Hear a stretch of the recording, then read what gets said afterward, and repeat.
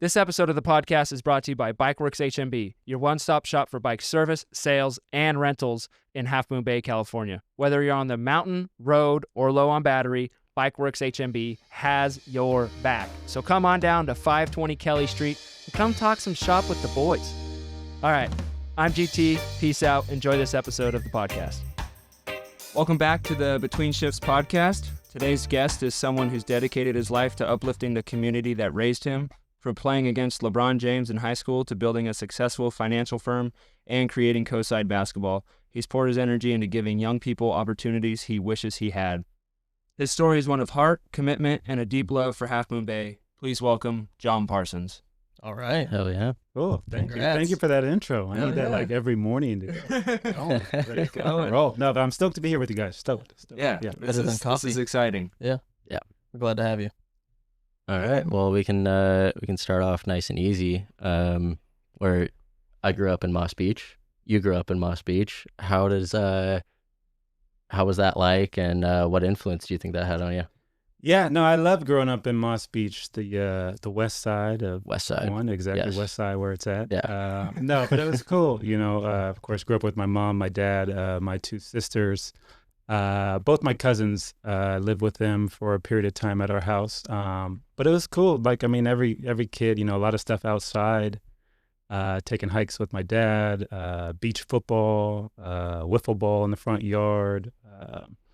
Every weekend we'd be at El Granada School playing basketball on the blacktops, you know, all that kind of stuff. So great childhood. I wouldn't trade it for anything, you know, Half Moon Bay, Moss Beach, just no place better to grow up. So yeah, it was cool. It was cool. Yeah, and I mean, a question that I had was just, what was it like growing up in a small community, being one of the few kids of color?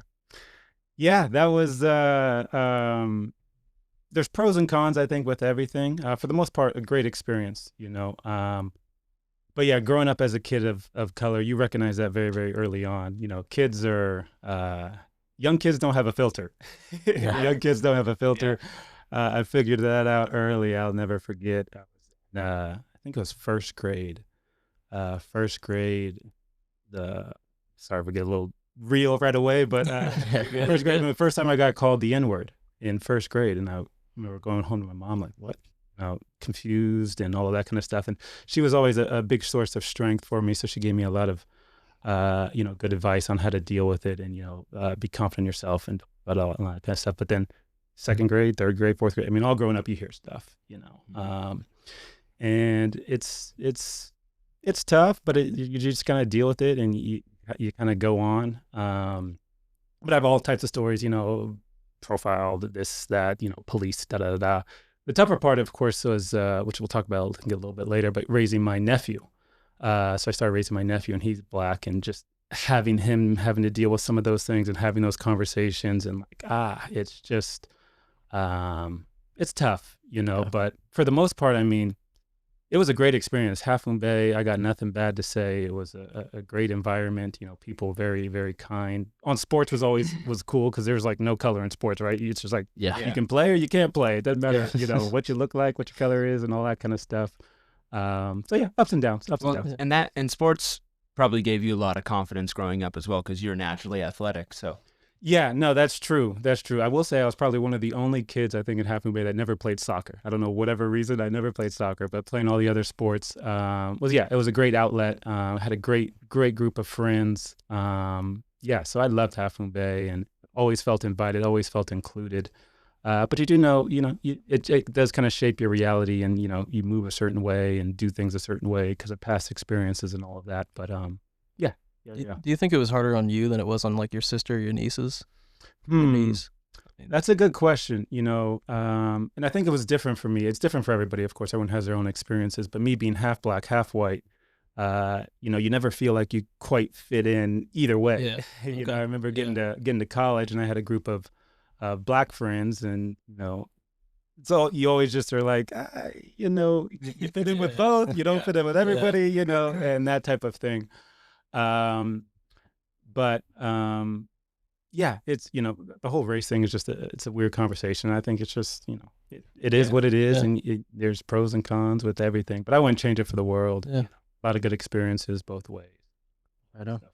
Thanks for letting us break into that early, but Yeah. we're gonna switch a little bit. And Question number 2.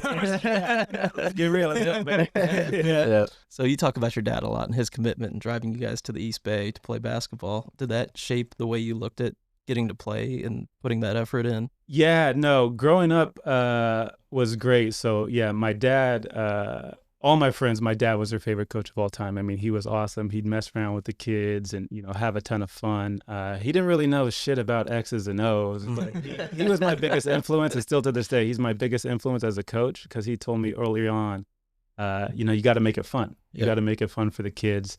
So I remember, every weekend from about 4th grade on, be me and my friends, and you can't do it now because it's not legal. Well, it probably wasn't legal back then, but we had this we had this Bronco, and literally we would pile probably 7, 8, 9 of us in this Bronco. We had a roll down window in the back. We'd shoot spitballs at the other seatbelts were Just the entire team. No seatbelts. Yeah, the entire team rolls up in one car. But it was cool because he took us over to the East Bay every weekend. So we're playing against all the inner city kids every weekend. And I think that really did kind of shape a bit of toughness in us, because you're playing against all these athletic kids and all that kind of stuff. And, we'd roll up there with me and a bunch of, 6-foot white kids, and you hear all this shit from them. They're talking shit and this and that.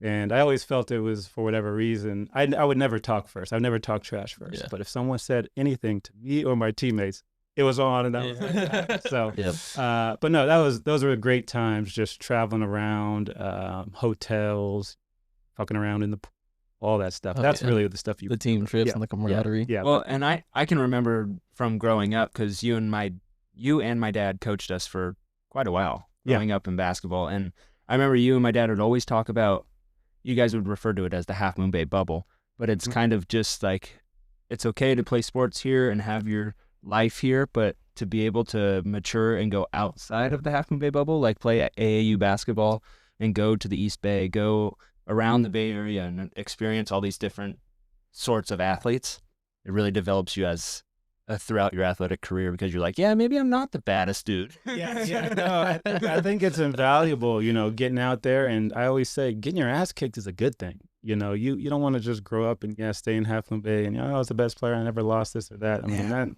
you need to go out, like you said, get outside the Half Moon Bay bubble, go get your ass kicked 1 or 2 times, and kind of go from there. And those are always the fun. I always tell my teams, the funnest games are, you're warming up versus, athletic kids, and they're looking over like, oh, we're about to stomp these kids and all this kind of stuff. And those are always the most fun teams to beat, because then you can surprise the hell out of them. They think they're going to mop you by 30, 40, and they look, I'm like, what the hell is going on? Yeah. But your dad was classic. I loved coaching with him. I'll never forget this. I don't know if I've told you this, but I remember I think you were in 5th grade, and you guys were coaching, or I was coaching, the team with your dad, CYO.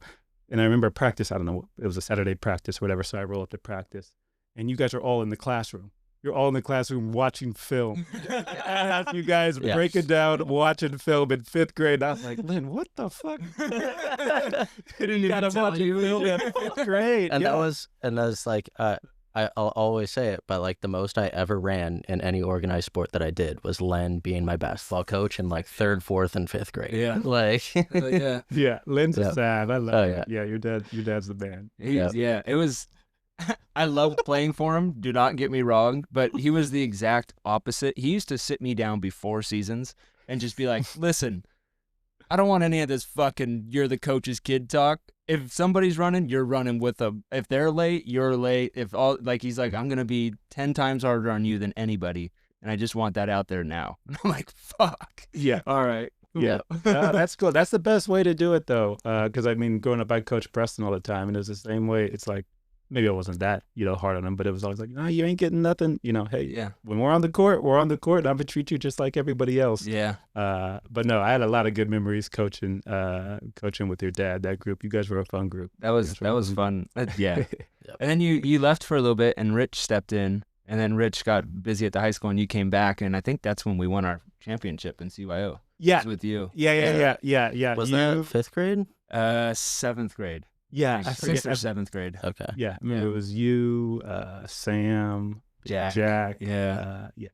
Hayden. I'm gonna forget it much, but Hayden, Chase, Jake, all those guys. Yeah. I got Crew. stepped down to the B team after 5th grade. That was the first year at tryouts. Yeah.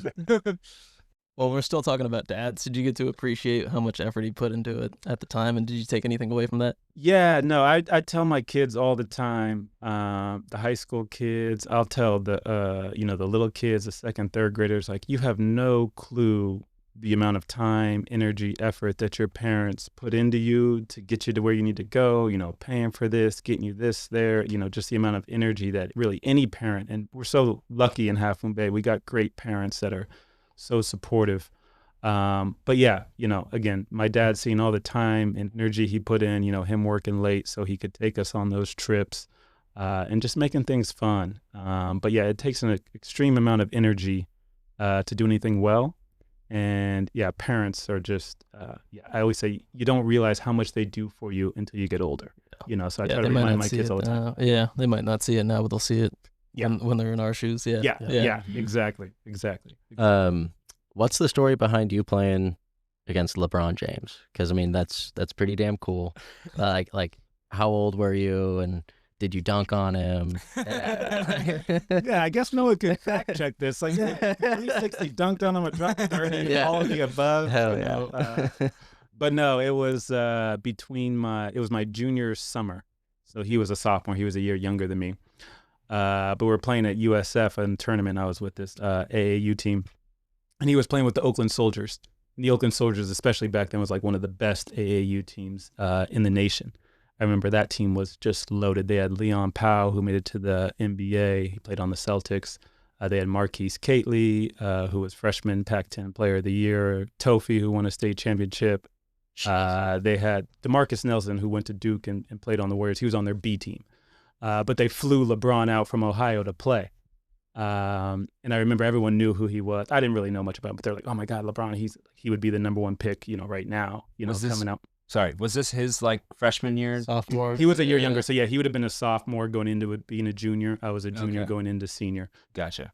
So the game was at USF, and I remember it started out okay, first 5 minutes or so were in the game, and then it got bad quickly. But I grew up playing with Marquise, so I knew Marquise really, really well. So I remember talking to him after the game, and he told me that in that tournament, they were averaging 26 dunks a game. Over 20 points of dunks. Whoa. I mean, just incredible. Like, those guys, like Leon Powell and LeBron, they literally looked like 35-year-old men at age 40. Jeez. Yeah. Insane. So, watching the movie about his life and seeing the clips of him playing in high school basketball is like, that is so unfair, dude. Yeah. Unreal. Like, all those guys just, they were like men playing with boys, and that's what it felt like. We got fucking smashed. Yeah. Well, you mentioned almost going to Reardon instead of HMB, and how did you feel at that time? Because you're so young to make, that's a big decision to make. Yeah, that's a crazy sliding doors moment for sure. So my dad and the old Half Moon Bay coach, Dave Nutting, were best friends all growing up. And so there was always this agreement that, hey, when I get to high school, I'm going to go to Half Moon Bay because Dave's there, and I grew up playing with him, and that was, how it was going to roll. But then my 8th grade year, he left. Dave left because he had some kids, and they couldn't support his family here, and he wanted his wife to stay at home, so they moved to Lodi. So that opened the door to possibly going to Reardon, because I had went to camps with Rich, who lived in Montera and all of that. So I went up there, I did the full tour and all that kind of stuff, and I was close, I remember my mom really wanted me to go there, but I just couldn't. At the end of the day, my parents left the decision up to me, and I was like, man, I've been playing with, my friends since 3rd grade. Like, I want to finish this thing through. So I decided to stay at Half Moon Bay, and yeah, it's crazy to think, if I did go to Reardon, how much would change. I don't think I'd be moving back here coaching Half Moon Bay. I don't think I would have. Sure, that means no Coastside Basketball. Yeah. The vast majority of my friends are from coaching Half Moon Bay. I'm good friends with a lot of my ex-players and all that. So it's crazy to think, if I did go to Reardon, my life would be completely different. Yeah, definitely. It's that crazy butterfly effect. Yeah, Yeah. Sure. And that was a private school, right? Yeah, all private boys? school. Yeah, all boys all at the boys, time. and they were loaded. Yeah. Like I said, those couple guys on the Oakland Soldiers went there. So Marquise Cately ended up going Okay. there. John Tofey ended up going there. So they won the state championship my senior year. Wow. My senior year. That make you regret not going? No, it's funny because I ended up coaching with Rich, for a number Yeah. of years, and Rich would always joke, if you would have came with us, you could have won a state championship, and I'd always joke back, well, if I was there, you might have won 2 championships. I think it worked out. So Yeah. yeah. That's awesome. Classic. I was excited for this episode too, because I'm like, John's got there's gonna be so many smiles because John's smile is so like contagious. I did get that smile in middle school. Yeah. In high school. Back to middle school. Claim to fame, Did baby. you win any of the senior polls in high school? Best smile? You again? Yeah, Oh, okay. Two That's- times champ. Yeah. Wow. That's how I know you. Damn. I was like, that's the guy with the smile. Exactly. There we go. Well, do you remember a moment when you realized basketball was going to be something you committed your whole life to? Or not whole life to, but a big Yeah, chunk of your no, life? that's a good question. I can't say there was a particular moment. Growing up when I was young, I just loved the sport. So I just loved to play. I played all the others. I played other sports. I played baseball. I played flag football and all that kind of stuff. But Just I just no always soccer? loved no soccer. Yeah, no. I don't know, for whatever reason, no soccer. So I wasn't a good flopper. I didn't take charges very well because I didn't learn to flop. But no, it's just something I love to do. And then when I got into the coaching part of it, which I think we'll talk about later, it was just things just happened, and all of a sudden now there's just this huge thing under me, and it's just kind of like, what the hell just happened? So I can't say that I did think about, after I got done playing college, I thought for a brief second about trying to go overseas and play professional because I knew some people that were over there. But I decided, I never wanted basketball to be a job. I always wanted it to be something that would be fun. And I had another opportunity to join my father at work. And then my body wouldn't have held up. I had injuries, shoulders, ankles, and all that kind of stuff. But yeah, it just kind of fell into where I'm at. No long-term plan, just things kind of happened. Just worked out. Yeah. Oh, it worked out great. Yeah. All right. Yeah. Yeah. Pretty cool. So- Yeah. And you went to Claremont McKenna for college, and I mean, just did a quick look up. Very academic focused school, and you were starting basketball all 4 years. I don't know. That's a tough balance, and I feel like it sets you up perfectly for what you do now, like full-time gig basketball a lot of the time. How well did that prepare you for basically what you do now? Yeah, no, it worked out well. I always knew, well, every kid when they're young, they want to go to the NBA, but I knew by high school, like, hey, I'm not going to the NBA. So my main goal was like, let me get the best education I can, by playing basketball. So yeah, Claremont, I think, was a top 10 liberal arts school in the nation then. And I'll never forget. So I had a friend who went to San Mateo who was playing there. So that's how I kind of got hooked up. I did early decision and all that. But I'll never forget, it was the first day, freshman orientation. So everybody's there, the dean's up there and whatever. And she's, bragging, hey, we got this many valedictorians and this many people from this country. And the average SAT score was this. And I remember I turned to the guy next to me, I go, well, I brought that score down, but I can play basketball. Another funny story about my freshman year, which you mentioned. So I didn't start the first, we had a really good freshman class. There was 2 other people, freshmen that ended up starting as well.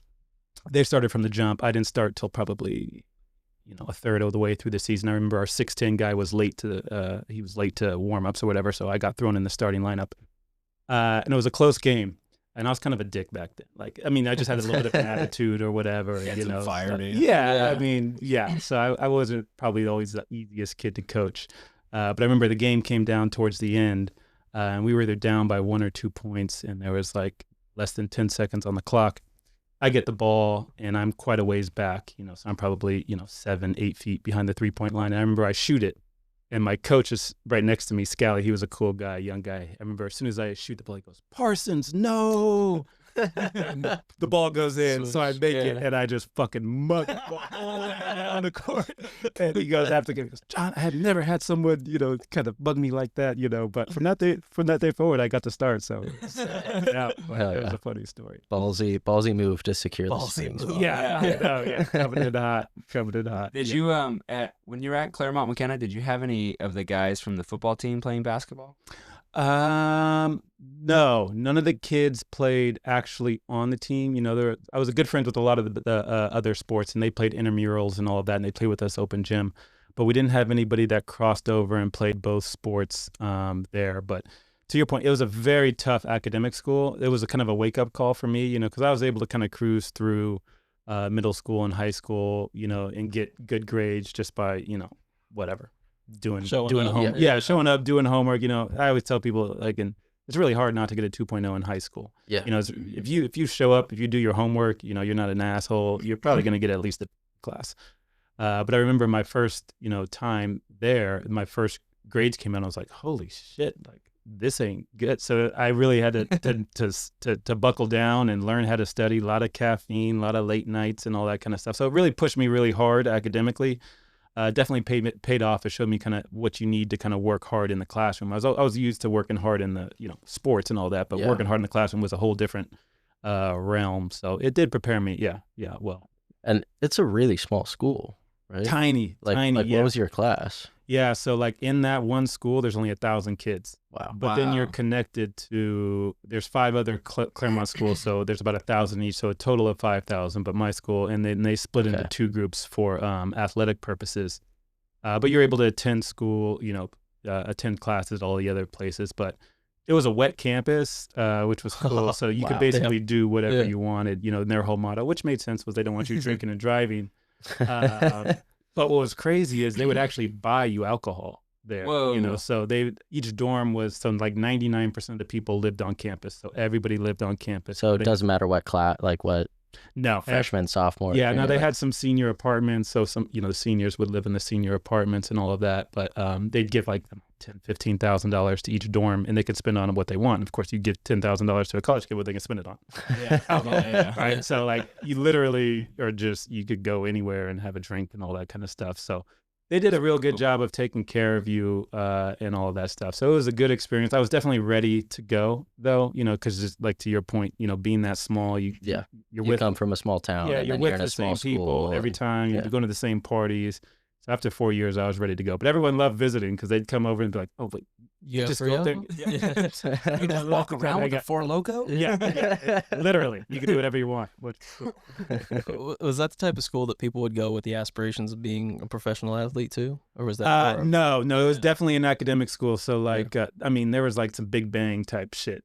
People there, one of the schools, Harvey Mudd, you need a perfect math score to even apply. They're MIT, Caltech level. I've never, it was my first time where I remember, walking around on a Friday night or whatever, and I saw some people and they're studying on a Friday. And I was like, what do you, and they're studying for, not for a class, for fun, building shit and doing all types of crazy, smart shit. And I was like, holy shit, this is different. Yeah, but no, there were some people there that was just insane. Drunk kids building robots. Yeah, literally. Yes. Yeah. What are the sister schools called? Are they it's Claremont McKenna? Is it Claremont Stacy? Claremont?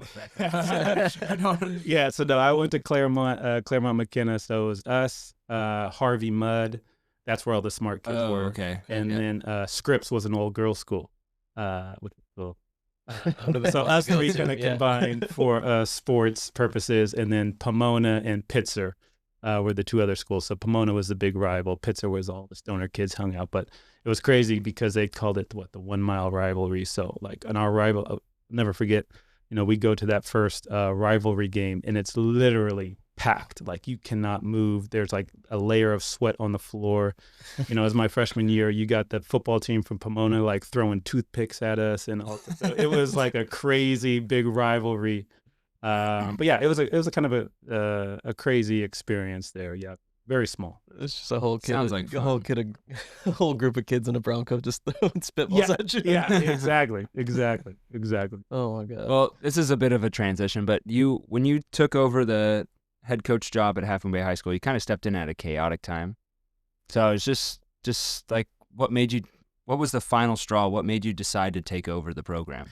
Yeah, so I really kind of took over the program twice. So I literally graduated college, moved back, and I remember my old coach stepped down kind of once I graduated, and they won 2 games that year. And then the AD, Ballard at the time, he approached me and my dad, and he was like, hey, you guys come take this program over. Like, we need some help. And I remember I was like, Dad, like, I appreciate it, but I'm straight out of college. Like, I've never coached a team in my life. Like, I can't do it. I'm sorry. Thanks for the offer. I can't do it. Next year rolls around. They hire some guy from San Jose, and it was just a complete fucking disaster.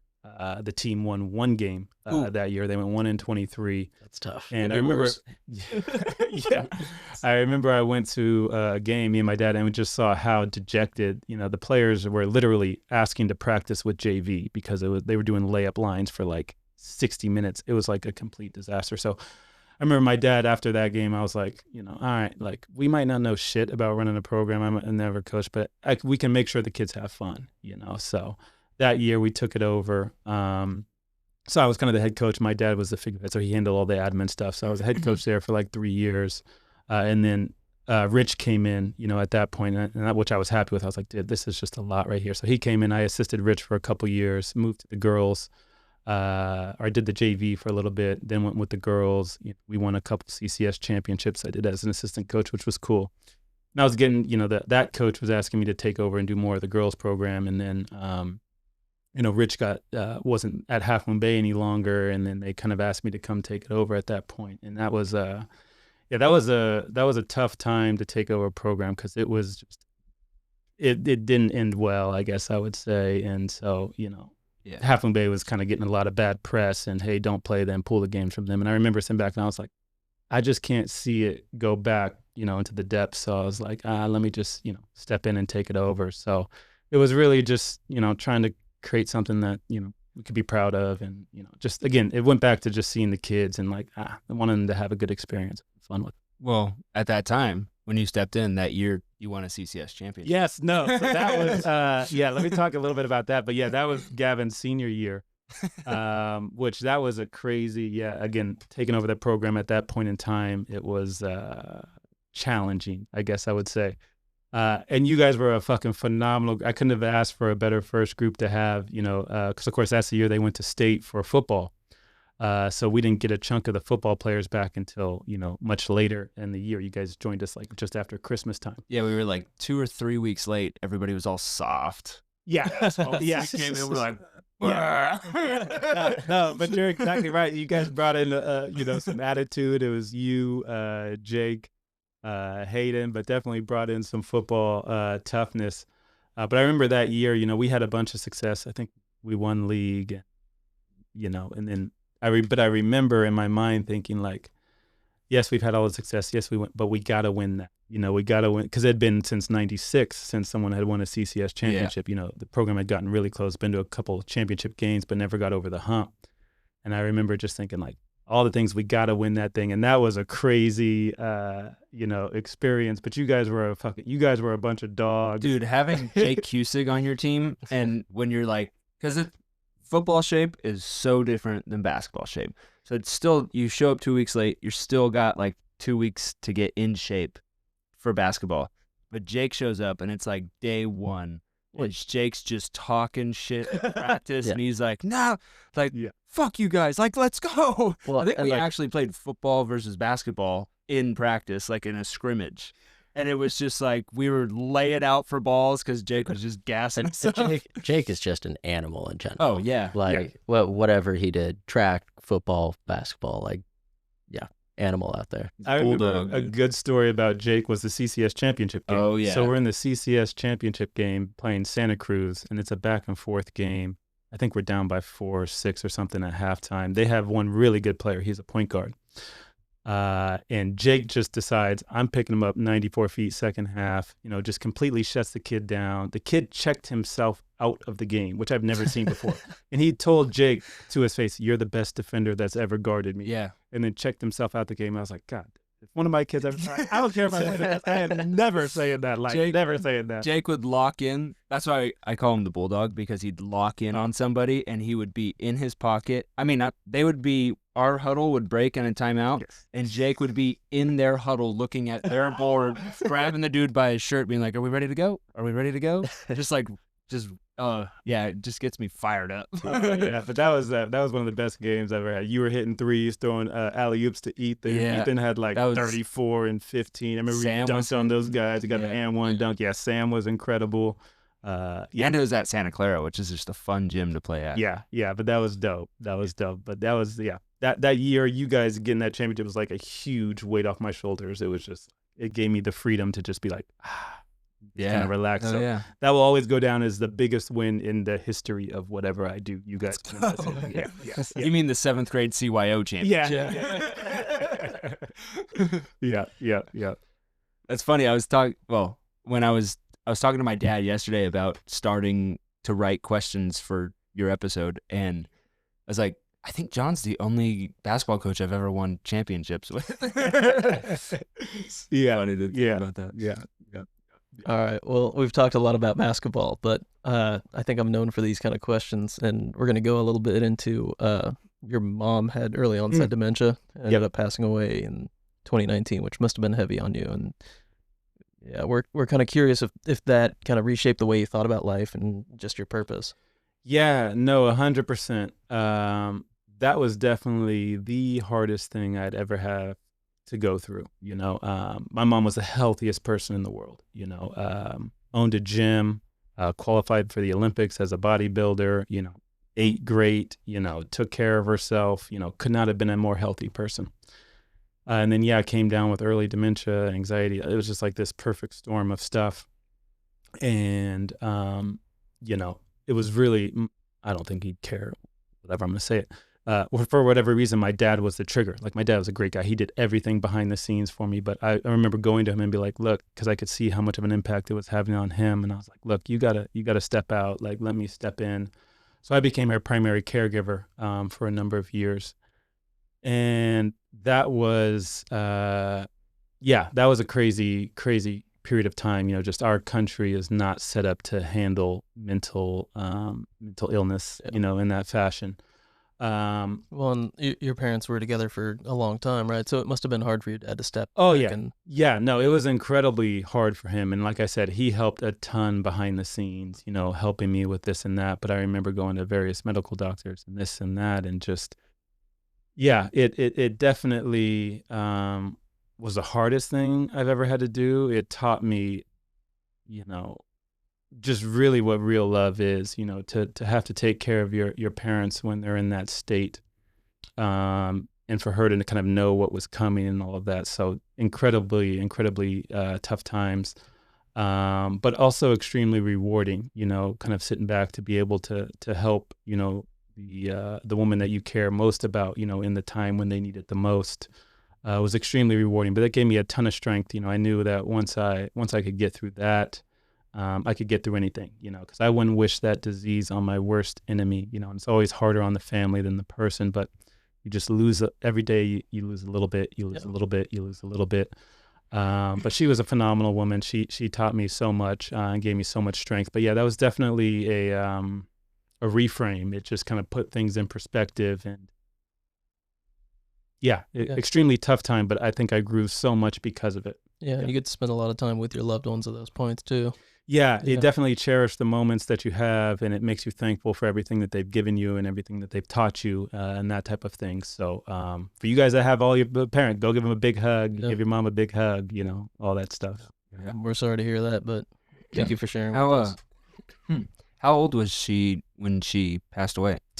Yeah, she was born in 57, so she's in 52 or something like that. And like I said, extremely cannot be a more healthy person. And she had a huge impact on the Coastside. She brought the first gym here to the Coastside. So she, any of those gyms, she was big in African dancing, Brazilian dancing, drumming. A lot of the kind of more off the wall kind of stuff. But she had her kind of group that would follow her and do all this kind of crazy shit. She'd go down to Peru. She'd do ayahuasca trips. Oh, nice. She, if you're WWF, she used to work out with the Ultimate Warrior No way. back in the day. Yeah, Yeah. so she was incredible. But yeah, a lot of good times, a lot of good memories. But you definitely miss her. I definitely miss her, and she was a great.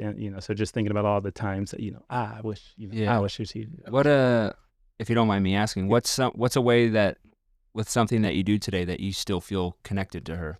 Yeah, I think a lot of things. I keep my pictures of her, in my most important places, so I see her every day. I'm big into yoga. I do yoga every day. I brought it to the team. I did it with you Yeah. guys. That came from her. Just she was very spiritual. She was a very spiritual person, always in touch, spirituality. We were never a religious family in that aspect. So just how to stay grounded, how to take care of yourself. I eat really well, because of her. I try to take care of my body, well, because of her. And she was just such a light, vibrant person. Like you walk in the room, you talk about she had like the biggest smile, and, everyone was always drawn to her. So incredibly thankful for being able to help her on that journey. Yeah, incredible. And you, not to transition too hard, but I've read some articles about you taking the yoga into basketball. That kind of started with her, and how long have you been doing that? Yeah, no. So it started with her. It's something that I wish I would have done earlier, but she got me into it. And yeah, I brought it to the team. I remember USA Today actually came out and did a whole article, because I do a bunch of crazy shit with the team. We'll do a bunch of visualization stuff. We've done Pilates. I brought somebody in to make them growl like animals to try to get them more intense and all that kind of stuff. But yoga is a staple, so we do yoga every year. Now we do it at Swell. We were doing it at INSO for a year, but now we go to Swell. So I'll bring them down there. And I think it's just really, yoga, it gets you in touch with your body, how you move and all that kind of stuff. But also what I like is it teaches you how to be comfortable in an uncomfortable situation. It's all about controlling your breathing, so you're in these awkward positions, and it's just like, you just got to relax, be in the moment. And I try to relate that to basketball, or any sports that you're in. There's going to be all a bunch of crazy stuff, there's fans yelling, there's this yelling, there's this and that, but can you focus? Can you control yourself? Can you stay present? Can you stay locked in, and kind of handle what you need? So that whole focus part. But yeah, like I said, I do yoga every day. Oh, Well, I know that the visualization exercise is like really beneficial. That's the biggest thing I took away, honestly, from you being my coach is before I'd have like even just a test at school, I'd be laying in bed the night before, close my eyes, and I just think about me passing it. Think about me taking the test, walking into the classroom. What's it smell like? What's the light level at? What's it doing? What desk are you sitting at? All those things that you just think about the night before. And then when you get there, it feels that much more normal. Yep. And you're not nervous. Yeah. Yeah, no, that's big. And that actually came from, I got that from my dad. So my dad used to do that with us, and he got it from like Phil Jackson. Oh, cool. Is where that came from. Phil Jackson used to do it with Michael Jordan and all of that. So my dad used to do that with us way back in the day. But no, all the reasons you said, and I did a little bit of that myself, like going through this episode with you guys, make sure I don't fuck up like an idiot. Let me visualize a couple things. But no, I think visualization is very, very powerful. I think the mind and what you want, and kind of having those thoughts, often manifest what you want. So yeah, I was just going to say, sounds kind of crazy, but I think it's similar true. to manifesting. Yeah. Right? Yeah. And you became the legal guardian of Tamia and Preston, your niece and nephew, in like 2015. And I mean, how was that responsibility just getting thrown at you? Because how old were you?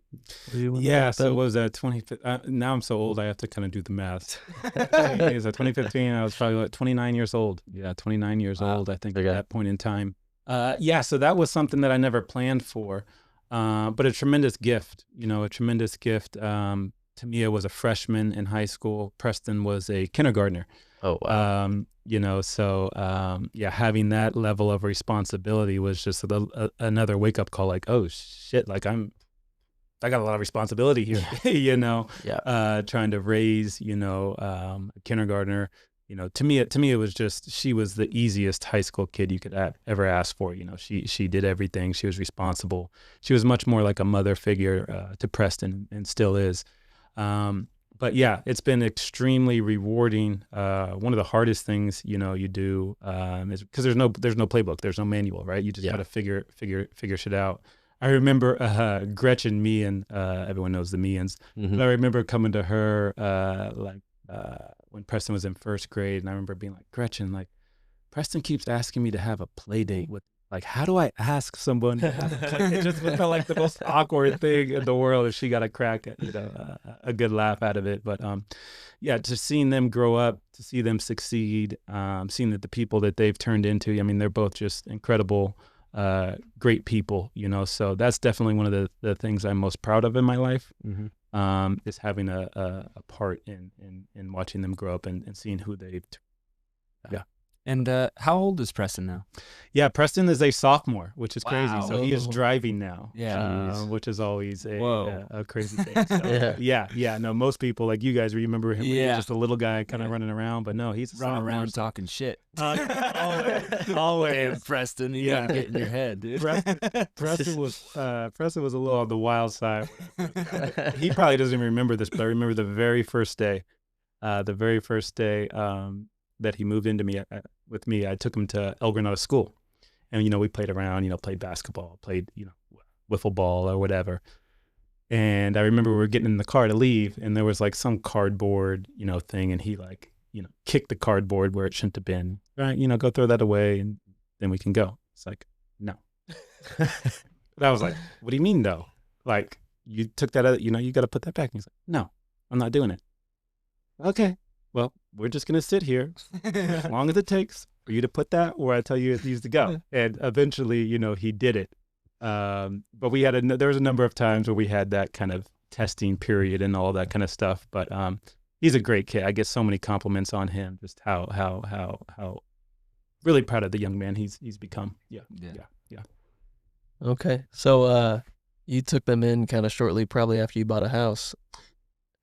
Yeah, I know where you're going with that. That's a good transition. Yeah, good. I wanted to figure out how to phrase it, right? But anyway, yeah. I mean, you bought that house on House Hunters on TV, and we've all seen the episode. It's pretty cool. Love the house. I'm not gonna tell anyone where it's at, but what was it like to be on TV? And did you feel any pressure to like have to buy a house? I mean, you were probably in a position where you were ready, and yeah, that was why did you fill the pool in, dude? I know Preston gets still gives me shit for that, but yeah, that was a crazy time, so we bought the house, I think it was 2012 or so, 11 or 12 or something coming out like of the that. recession, Yeah. probably, right? Yeah, and so I remember we didn't have a whole bunch at the time, but I knew that, hey, if I'm gonna buy a house, there's not gonna be a time better than this. Yeah. Prices had still they started picking up over the hill, but where they were here. So I remember me and Paulina, my partner, we basically scrapped together everything that we had, and we went to see a property, and that was actually the first property that we saw was the one that we ended up buying. But the show itself is a complete sham. So let me get yeah. So the show, in order to film on the show, you have to have already purchased the house. Yeah. Oh, So wow. yeah, What? so they, it was all our, because people are giving me shit for being on, like I'm a very private person, so me being on a reality TV show is crazy. But it was all our realtor Juliet. She had some connection with House Hunters, and she was really asking us like, hey, will you do the show? Like, will you do the show? I know you want the kind of a weird house, and you guys are young, and da-da-da. Like, okay, so we'll do the show. So the show, they, again, you have to have already purchased the house. So they come out right when we had bought the house, and they film, us kind of walking through the house. They film, us getting to know you. And then they come back like 3 weeks later to film us decoy, filming the other house. So if you look closely, like in the, day one, I have a nice haircut. They come back 3 weeks later, and my haircut is not cut. So the show's a complete sham and all that. But it was that was a crazy. And then the scary part for Paulina especially was Juliet, because it's big for her because she's a realtor. Yeah. So she goes out and rents out all of Cameron. She rents out Cameron's as the show gets debuted.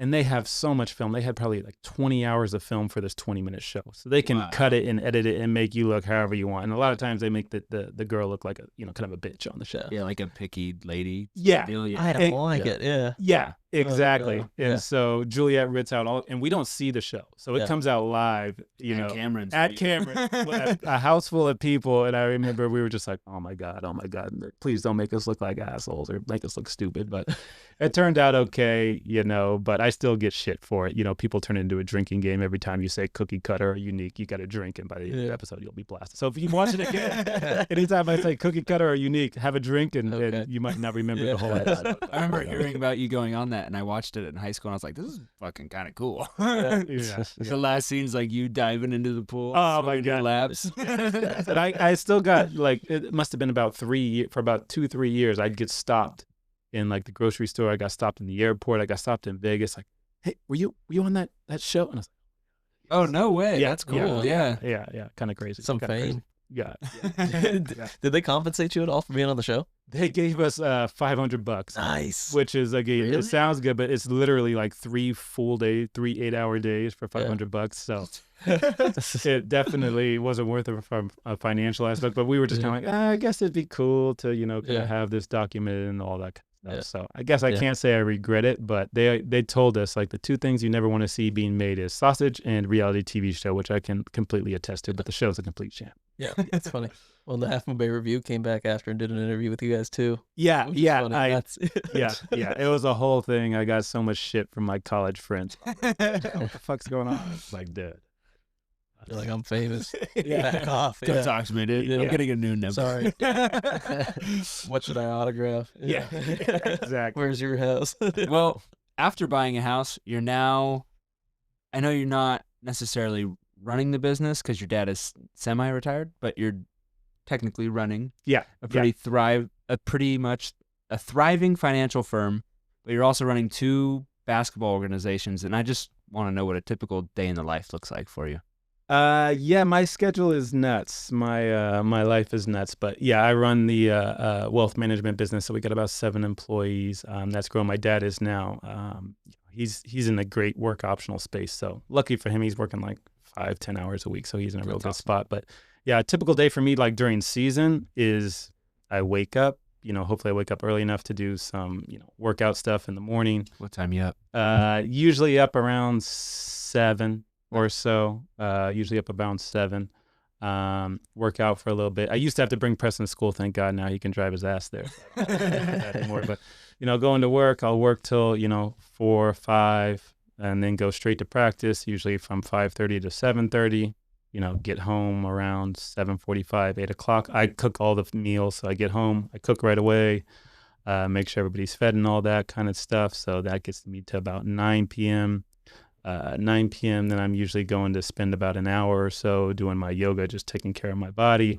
And then usually from like 10 to 11:30, 10 to 12, 10 to 3 a.m., depending on if we have a game the next day, I'm watching film and getting ready. So, and then wake up, do it the next day, every part, but that's kind of the height of it. It's just work, basketball. And the whole thing works because I live, I work, and I coach all in that like 10-mile radius. So it works. But yeah, my schedule's nuts. It's great. What's your go-to meal to cook?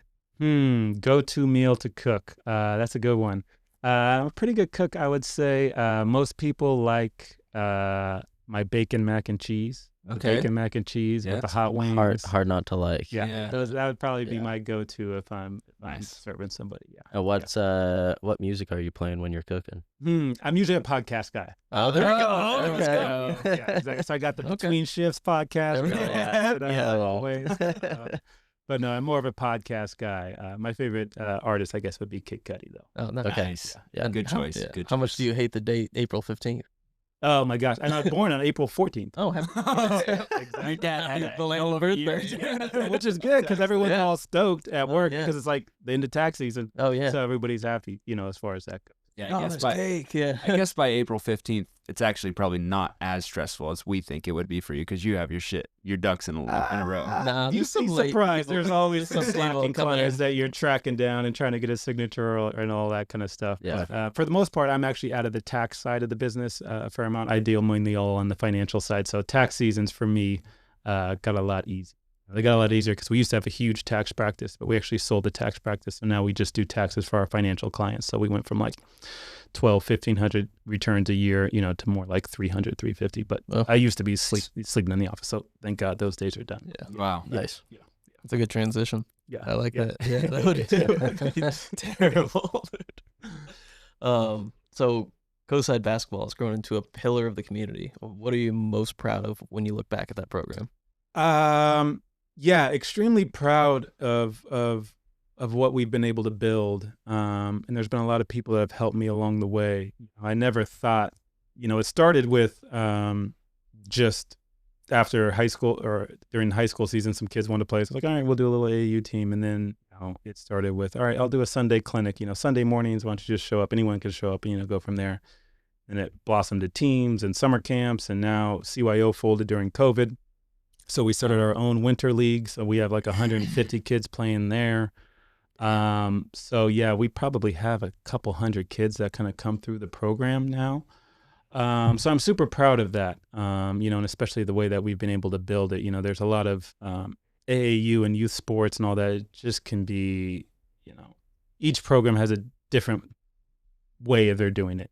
A lot of them, they need to raise, that's their primary source of income. So they're raising, doing it for money purposes and all that. And mine has always been, my whole motto with the Coastside Basketball is let me just create something that I wish was there when I was growing up, because when I was growing up, it was just CYO and, maybe you went to a summer camp and that's it. So I was really just trying to build something that I think that the community could be proud of. And it's worked out real well as far as that goes. It's, of course, a good feeder system for our high school program, which has been real successful. But there's just a lot of people that come through that play as young kids that don't play in high school, and they just get a good experience, from us. So I've gotten a lot of good positive feedback from it. So yeah, I never thought about building it this big, but it's kind of there, and now I'm kind of stuck, for lack of a better word. It's funny because as you're explaining that, I remembered all that, the Sunday workouts, and then turning into like a couple tournaments here and there with this team, and then it was like, oh no, we got all these tournaments all of a sudden. It's fun. Yeah, and partnering with the Boys and Girls Club have been a major help, because like when you were growing up, I did it all like through Seacrest, right? I'd run Seacrest and I'd be there, for 6 hours a day, doing all the different teams. But being able to partner with the Boys and Girls Club, we're very aligned on what we think and how, want to serve the community, and, the financial aspect is not a priority. So it's been cool just to see, build something cool for the community has been, really rewarding. Really I feel like that's the coolest part about the program. It's awesome that we have this program in Half Moon Bay, but just the financial part, the way that you do it is really cool. Yeah, I think that's very unique. I don't think there's really a program that does it. And I'm fortunate enough where I have my other work, so I don't need to do it for financial reasons, And I've been asked a number of times to partner with different programs. Hey, hey, let's partner up. And I'm always like, I just, because again, I'm not doing it for financial purposes. I don't care about having the most talent. My main thing is like, I want to build this thing for Half Moon Bay, and like Half Moon Bay, and fuck everyone else. Like, it's all about us. Yeah. It's all about, building something here. And I got a lot of good people that have been helping me. A lot of good people. Circling back to the whole Half Moon Bay bubble thing is like, you created a thing where you're able to take kids out of the Half Moon Bay bubble.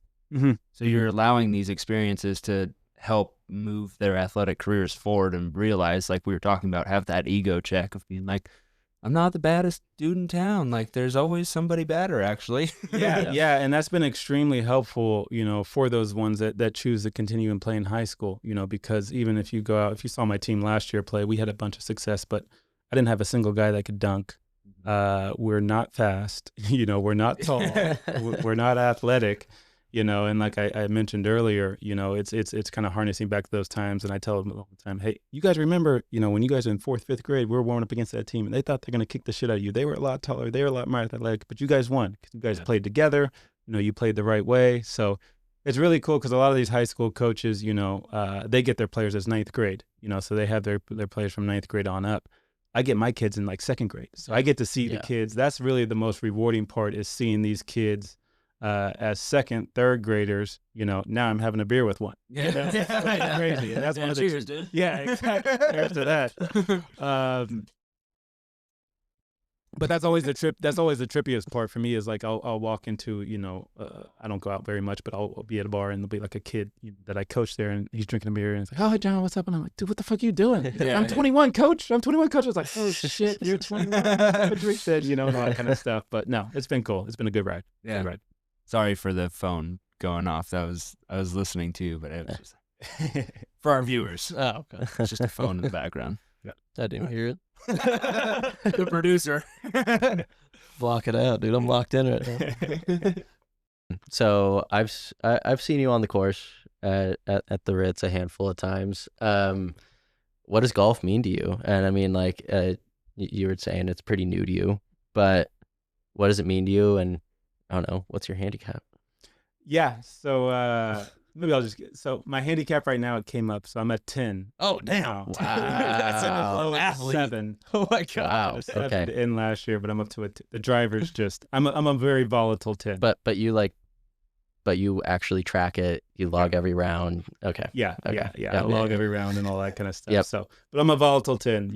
I come out there and I'll shoot break 80 or I'll go 95. Yep. So the tee box is what I need to get a lesson. I've never had a golf lesson, so that's what I need is someone to tell me. And I'll hit the ball. you're teaching golf now?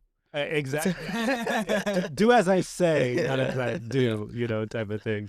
But no, golf has been a real joy to find because I just started playing during COVID.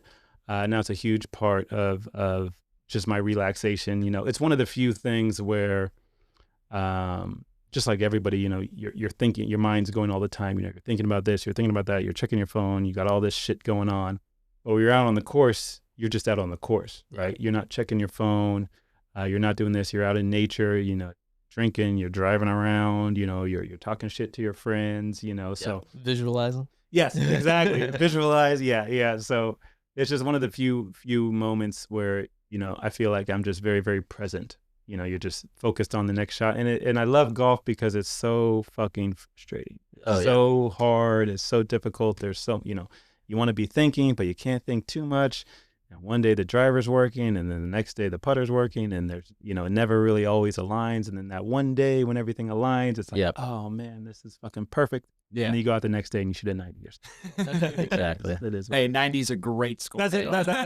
I just shot a 90 at Lincoln the other day, and I was ecstatic. Yeah, that's right. You need to still blow us all. I was a little bummed because he Yeah. beat me, but I shot a 91 and I was still happy. There you go.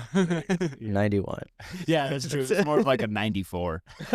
There's a lefty curse. It goes up against a tree, and I'm like, I can't even. There's a couple foot wedges. That's, I had to move it.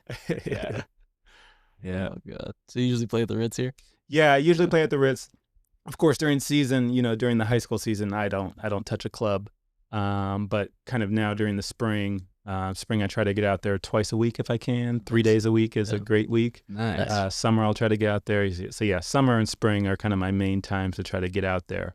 But yeah, 2 if I can. 3 is a great week. Okay. And is that mainly like afternoon? Yeah, I'm Like, usually Afternoon play 9 or something? I'm usually that twilight time, so come in, work, and then try to get out there, around between 3 and 4. Okay. So you can kind of complete the whole thing. Yeah. I work pretty much every weekend. I'll go in and so that's how I'm able to kind of do everything, with the basketball. And when I take off for golf, I will go in Saturday and Sunday and work like a half day just to get Okay. caught up. But it allows me to kind of do what I want to do. But having that mental break is just just because like everybody, your mind just goes and goes and goes and goes and goes, and so to have that kind of just chill out period and hang out with your boys and do all that stuff. So Ocean or Old Course?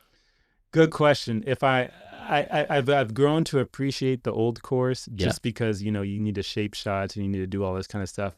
But you catch the ocean on the right day, and it's tough to beat. Just because I like the fact of downwind sometimes, Yeah. on par fives. yes, Yeah. and like I said, my driver is very volatile, so It's a lot more forgiving. Oh yeah, ocean is like relaxing, right? You're Yeah, just going out there swinging. Where old course is, I want to hit my client's house right now. Let me break out the 3-wood. Yeah, that's taking the smile off your face. What's your lowest score, and do you have any hole-in-ones? No hole-in-ones, a couple eagles. My lowest score, I shot a 75, 75 on ocean twice. I Damn. shot a 76 on the old. Damn. Blues? The 76 on old is more impressive. Yeah, That's so a the hard 76. Yeah, the 76 on the old was from the Whites. I shot 75 from the Blues and the Whites on Ocean. Damn. Dang. Yeah, but again, I'll shoot it. I'll just shoot a 75. Then the next day you'll see me out there and I'll shoot a 90. So Yeah. very volatile. Very volatile. At the end of the day, he's an athlete. Okay. I can't compete. Yeah. Maybe I thought. When he said, But we when gotta you get said around your- that. Look, we gotta get when around you said it. your score, I'm like, That'd maybe be I am a sandbagger. Yeah. I was like, oh, I got bad scores too. But you have a hole in one. So one day I gotta get myself. I just there. visualized it. Hey, I need to do that. Yeah. See, fuck Visualize the it, swing, see fuck the it. swing Yeah. coach. I just Yeah. need to start visualizing. Yeah, fitted for clubs and visualize. There we go. Well, There we go. Is that compared to basketball? Because you're an assistant coach for golf now Mhm. at the high school, and compared to basketball, is that more of just like a fun thing to do? Oh yeah. So I would say, the basketball coaching is You take that like a job. that's a Yeah. full. I mean, during season, it's literally 40 hours. It's Yeah. literally 40 hours a week, and I am, I'm up late. I always pride myself on our team is going to be the most prepared team that we play against. My goal is to give us an 8 to 10 point advantage. So I will know the other team's offense better than I will know every single play that they run. I'll know this and that, all that kind of stuff. So it's a very, very rewarding, but it's very for a couple months, I'm just like, oh my gosh. Where with the golf, that is the complete opposite. I'm Yeah. going out there. I'm the assistant coach, so I don't have to deal with any admin. I don't have to deal with any, administration, no emails, no parents. It's Glorified chaperone. like, yes, exactly. Yeah. Show up and I'll, help them out with a couple things like this. Or, hey, you might want to think about this, or hey, we're aiming here, that type of thing. And then it's Yeah. just, going out there and having fun, fucking around with the kids and Yeah. all that. But it's been a really good experience. It's such a random collection of people on the golf team, which I love. You get some ex-basketball players, some baseball players, some skaters, some band members, so it's just such a random collection. So I wish I would have played in high school, personally, but it's been a good experience, a great kind of downshift after the season. Yeah. And I think everybody that's gotten into golf, not when they were a kid, is like, imagine if I got into it when I was younger. I'd get on the PGA right now. I'd be exactly. giving Scotty Scheffler a run for his wedding. But then I got to remind myself is that, when you're that young, because I think about, Preston playing and, a lot of kids, and I was probably the same way, to have that level of patience and, when you're young, you want to go, right? Yeah, you just want to go. So, but You have Preston playing now too? I've tried a couple times. He's got a nice little swing to him, but he hasn't gotten into it. He's, again, No bug yet. no. You just got to go to Sharp Park, set him up on hole 8, And and just 100 shots. just let him go Just for that. pepper it. It's like 85-yard par 3. Exactly. It was 101 when I got mine. Okay. Yeah, I don't know Okay. why they moved the tees because it can be like 78 yards. They Yeah, move it the can be tees just super wherever. short, yeah. Yeah. But I found like with the high school kids, even like, especially when you're young, right? You just want to hit the ball as far as you can, Yeah. so it does take a little bit of maturity to kind of get past that. And it's like, hey, now you can, why don't you just swing a little soft? Why don't you try to make some good contact? So Yeah. I could just All see that you as assistant coach. They're like, "Oh, is this going left to right?" And you're like, or you'd be like, they'd be like, "I'm just gonna hit it at the hole." You're like, Yeah. "It's going a little left to right." It's like it's like high school and still beyond. You want to hit it as far as you can. Yeah. Because I'm thinking about being at school and slow, and you go to Dairy Creek. They have this like Top Golf style driving range at night. Yeah. You could go there any night of the week and just see a bunch of college kids just swinging their backs out. But I can't say I'll do the same thing. You fuck up, you 2-putt, 3-putt the next hole. You're putting a little extra, a little aggression out for sure. Especially if you're playing the ocean course. Let that thing rip. Yeah. Those Well- all places you can miss anywhere you want there. Yeah. Oh yeah. Well, a bit of a transition, but I wanted to know what your favorite part about being a financial advisor was, and also the worst part about being a financial advisor. So I would say the best part is really helping people, because I always say I consider it a sacred occupation. You're helping people with their money, their livelihood. They are entrusting their future with you. And I always say with that in the basketball, I'm kind of entrusted with most people's 2 most valuable assets, their money and their kids, is what I'm being trusted with. But from a financial standpoint, being able to help people reach their goals, to be able to tell them, yes, you're work optional. You've reached the point where, you can work when you want, with whom you want, when you want, that type of thing. Also very rewarding. You know, I do my best to try to pass on information to the next generation, because it really bothers me that we don't teach this stuff in school. Mm-hmm. It drives me crazy. I'll never forget, you know, Preston comes home, you know, like 5th grade or something, and he's got this crazy ass math formula with all this, you know, stuff. And I'm like, dude, I deal with numbers more than like 99% of the people, and it's addition, subtraction, multiplication, and division. So it drives me crazy. They don't teach, you know, the difference between a stock and a bond and a credit card and a debit card and what are taxes and all that. So I go in, I go to actually all of the high schools. So I go to the high school, I go to Pilarcitos, and I go to Pescadero every year and do a financial basics for all the seniors. Wow. You know, so I do That's a course there. So at some point, you know, if I get done with the basketball stuff, I really want to get that more mainstream. It just drives me crazy that we don't teach some of that stuff. So, but really just trying to help people reach their goals and be helpful, I think would be the best part. The most frustrating or the hardest part, of course, when the stock market crashes, you know, you have these things that are just out of your control, and you feel an immense layer of stress. You know, again, it's out of your control, and all you can do is try to prevent clients from making those drastic mistakes, which we do a real good job of. But it's still, you know, when those things are out of your control, and it's like, okay, yes, your portfolio's down, you know, 9-10%, but be patient. It's going to come back. Like, don't make anything drastic, you know. So, but having a large part of it out of your control can be tough. But it's a fantastic occupation. Yeah, it's been a good ride. And that was I took a Finance 101 as an elective when I was in college, and it was like so eye-opening where like, why haven't I heard this before? For like literally every single piece of material that we covered, it's like, why haven't I heard this before? And it like a simple thing like maxing out your Roth from a young age, and it's like, boom, 35 years, you're a millionaire. Like, you know, why didn't I know this? Yeah, no, it drives me crazy. And that's one of the examples I use. So when I do my presentation for the kids, I always tell them, hey, if I could teach you how to become a millionaire by saving $100 a month, would that be something you'd be interested in? And they all say, yeah. And I was like, okay, well, good news is I'm going to show you how to do that. But bad news is at the end of the presentation. So you got to stay awake long enough for it. Yeah. Right. You know, you throw up those illustrations like, all right, if we have this 18-year-old kid save $100 a month, earn, you know, 9-10% earn 9-10% on that money. Okay, by the time they're 65, you know, that's 1.2 million.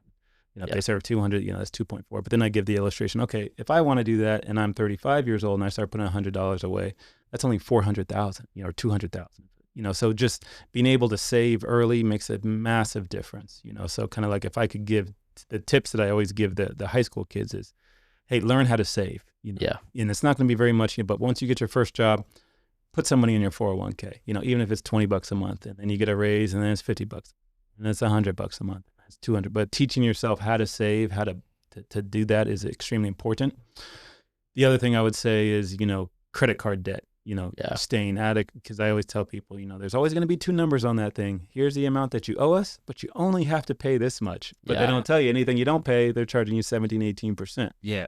You know, so trying to stay away from the credit card debt. And then it's more of a longer term one, but when you can get a house, you know, get yourself in a property, you know, try to do it, you know, just so you're not paying somebody else's mortgage, you have an asset, blah, blah, blah, all that good stuff. But yeah, they need to teach it in that, and health and wellness need to be like staples from like kindergarten through senior year. It drives me crazy. And if you had $5,000, what would you do with it? If I had $5,000 right now, I definitely would not put it on myself gambling, because me and my friends gamble all the time. Horrendous gambler. Shout out to Kyle Harwood. We lose a lot. We're like financing his bookies like kids' college fund. But no, if I had $5,000, I would, you know, assuming that you can qualify, and it's long-term money, throw it into a Roth IRA. You only pick one thing, throw it in the S&P 500, throw it in a, you know, an index fund, you know, spread it out. Don't be, you know, buying and choosing individual stocks unless you really know what you're doing. And then just put it there, start saving, and just forget about it. You know, I hate to say it, but, you know, don't look at it when it's down. You know, if you stay disciplined, you have a plan, you know, it's all going to work out. Mm-hmm. Yeah. And you said if you qualify for a Roth IRA, who would be someone that wouldn't qualify for it? Yeah, so it's all dependent on your income. So you have to have enough earned income. You have to have earned income to qualify for a Roth IRA. But then if you make too much money, you'll get phased out. You know, so it's all dependent on how much money you make. But I would tell people, you know, if you have I see this all the time. You know, if you have a 401k at work, at least make sure you're contributing. If they have a match, you know, make sure you're doing that, because that's free money. Yeah, it's free money if you can kind of get that money in there. But it's really, you know, and I'm, as much as I'm around it, and I have my clients all have budgets, I don't have a budget. I'm not a budget guy.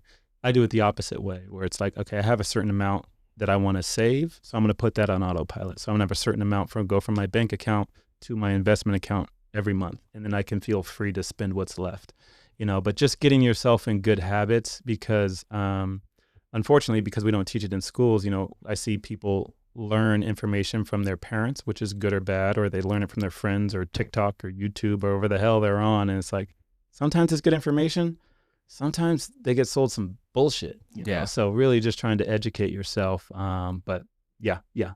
How do you feel about crypto, real quick? Good question. So it'll be an easy conversation for me, because compliance doesn't allow me to sell crypto. So I don't do any crypto. I think at some point it will get mainstream enough where it's going to be a small part of a portfolio, I guess, but probably not more than 1 or 2%. It's just so volatile. It's so volatile. And I've researched it a bunch, and I'm still not completely sure what it is. So I don't have any of my money in it. It just doesn't seem secure either. It's just, again, I've watched documentaries and movies and read articles, and I'm just kind of like, I don't fully grasp this, so I'm not going to put my money there. But Yeah, that's fair. Well, I know you were one of my first calls, like right after high school, because you used to, obviously, I was fortunate enough to have you as a basketball coach, so you talked about it quite a bit, but I was like, you know what, I'm going to take him up on this. I'm going to give him a call. So like I've been putting 100, well, now I upped it a little bit, but it was like $100 every other week into a mutual fund. I had no idea what a fucking mutual fund was. You're like, check this one out. You sent me like a whole paragraph of links to different mutual funds, and you're like, because I talked to you, I'm like, I want to be able to put a down payment on a house. It's just so funny what they don't teach you in school, what you actually use in life. And it's, no, I completely agree. And I do a lot of that, my former players, I talk with them all the time about, okay, let's get you started. Or we have clients, kids that are just fresh out of college. All right, sit down and meet with me. Let's talk for an hour and try to get you on the right plan. Because, if you do some of those things early on in life, when you're just starting out, it makes a massive difference. So, it drives me crazy that I don't understand why we don't teach it. So at some point, I might ditch the basketball and try to pick that up. I feel like a lot of the reason is people feel like they're not going to get to see that money and they don't get it in their hand, right? And I think that might be part of the reluctance of it. But I mean, you can always take your money out of your Roth IRA if you have a big purchase to make with like minimal penalties. It's exactly. Post-tax money. Exactly. And then it's just, trying to get a plan, which I sit down and talk with you, is it for retirement? Okay, if it's retirement, then these are the avenues. But hey, you don't want to touch it till you're 59 and a half. It's more for a house. Okay, look at these strategies, So, and that's what drives me crazy. It's like, if there was just a basic amount of knowledge, how many people, would be helped by that. Just a little bit of financial literacy. Because it's a completely different language. It's a complete, like, same thing with the bike shop here, right? I go down there and you tell me X, Y, or Z, and I'm like, dude, I don't know what the but same thing, like, the financial world is just a different language, just like auto mechanics are a different language or whatever it is. That's why you pay people to do it for you. Exactly. That's why if I show up here, I'm like, tell me what to do. Okay, got it. I'm not tell me what to do. So on the same topic of money, but I mean, taking over the family business, was there ever some reluctance from that? Did you kind of know that that's just what you were going to do? So kind of a not a straightforward answer, but I knew. Again, the school that I went to was a very financial minded school. A lot of my I saw a lot of my teammates, or a lot of my people, they would go and work for these big firms and just really just to get grounded out. They'd work you 60 hours a week, have you doing a certain thing. So I know I didn't want to do that. And the timing kind of really worked out because, again, my dad had this big tax practice all growing up. So we started as a tax firm. But he opened up the financial business kind of when I was a junior in college. So he was smart enough so I decided to join him, and he was smart enough to direct me to the financial side instead of the tax side. So did that and kind of, but, as far as taking it over, I will say, there's always some nervousness, and all of that, because my dad had such a good reputation. Everyone loves him. He does such a good job. And so it's like, shit, like those are some big shoes to fill, right? So I give him a ton of credit. He definitely mentored me, gave me my space to let me kind of mature and take things on when I wanted. Of course, COVID was the big game changer as far as that goes, because during COVID, he moved out of the area. And then it was really me taking over and running with it. So again, it's been a good ride. Feel very fortunate. We got a lot of good employees working. Yeah. Sweet. Did you have to kind of set boundaries with your dad at all to keep business and home stuff? Yeah, I would say really not really, because again, our lives, my dad's my best friend, I'm lucky. He's my best friend, so we work together, so everything is just so intertwined that it's not really worth trying to separate things out. But I'm very much a person that separates work and my life, so even during COVID, I never work from home. I just can't do that. So I never work from home. I don't have a laptop at home. Even during COVID, the height of it, I would drive into work, so me personally, I need that separation of, okay, when I'm in the office, I'm in the office. When I'm not in the office, I'm not in the office. But me and my dad are just so intertwined that work and life and all of that is just so intertwined that we just kind of deal with whatever comes up. But we've always been very aligned, which has been very lucky. That's awesome. Yeah.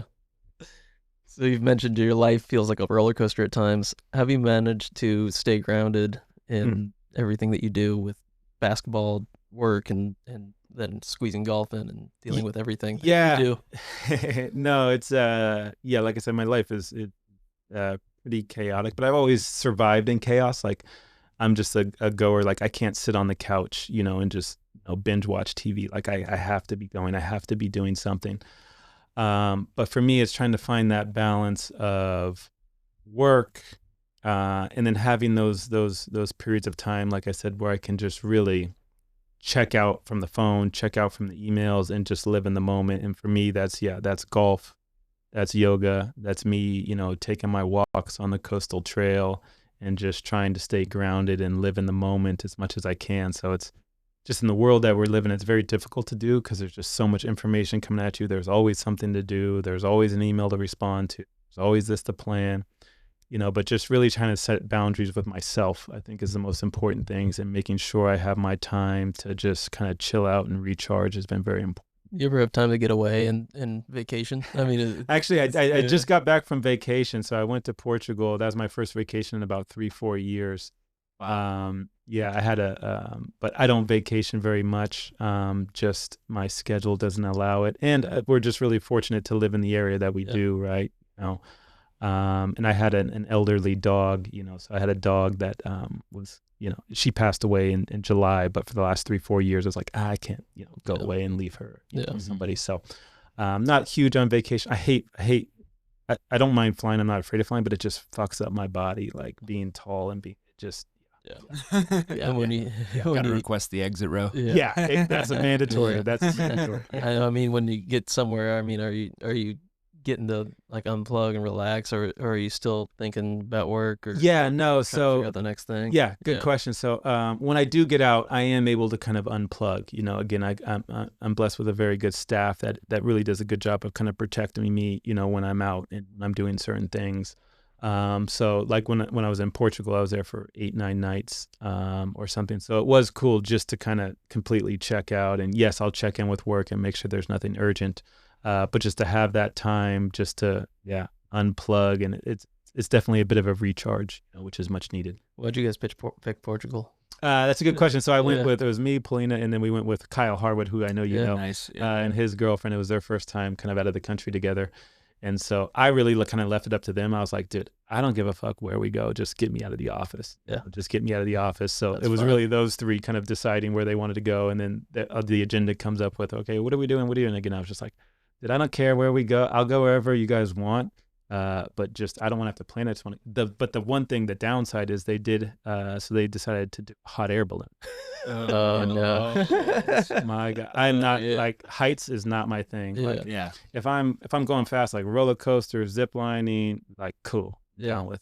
But like the scariest thing to me is just going like a ski lift or like those rides at the amusement park that just bring you over the top. You're just hovering. So they decide that we're going to go on this hot air balloon, right? And so we have to take an Uber. We have to wake up, at 5 a.m. or 4:30 a.m. We take this hour Uber and leave at like 6 a.m. So they're like blowing up the bus, and I'm just like, dude.